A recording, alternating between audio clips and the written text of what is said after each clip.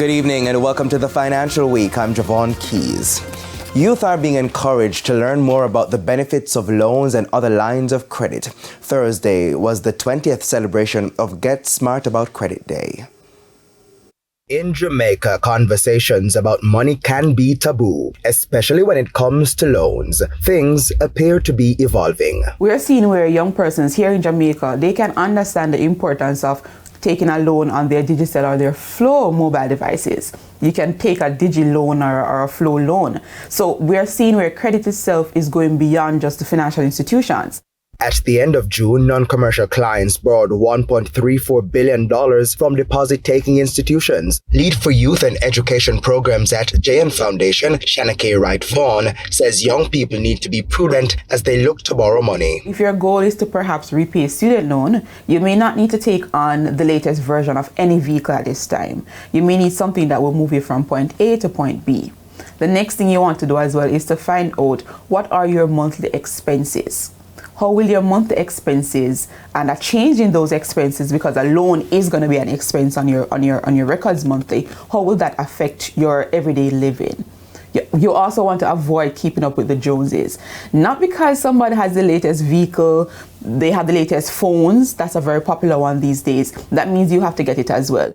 She encouraged saving as an important practice. But what do you need to get credit? You definitely need some sort of national identification. So that's one of the first things that you will have all facilities asking for. That can be your passport, a voter's ID, and it also includes your driver's license. So you must have some sort of government documentation.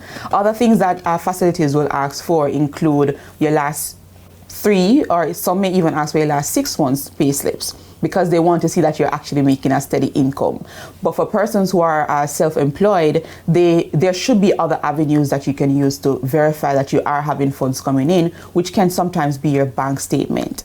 She says research is key. Don't just jump for the first email that you see advertising for a particular loan. Shop around.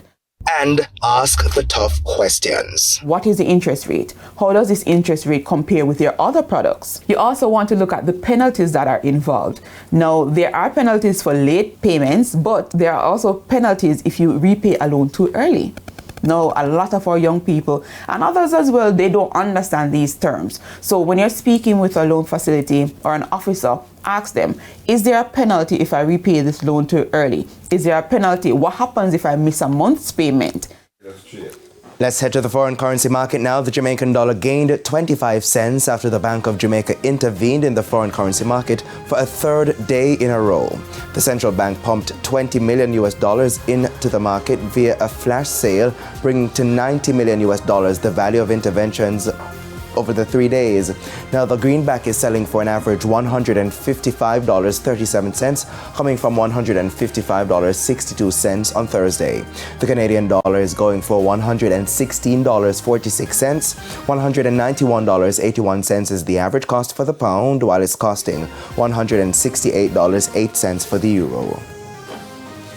And the JSE index lost 3,898 points, while the junior market index declined by 14 points. Among the 42 winners were Edufocal, MFS Capital Partners, CAC 2000, Blue Power Group, and Jamaica Stock Exchange. The 44 losers were led by Cargo Handlers, Sterling Investments US dollar shares, Jetcon Corporation, JMB Group 7.25% shares, and Caribbean Property Funds. 16 stocks ended the session at the same price they started trading. And that's the Financial Week. I'm Javon Keys. Good evening.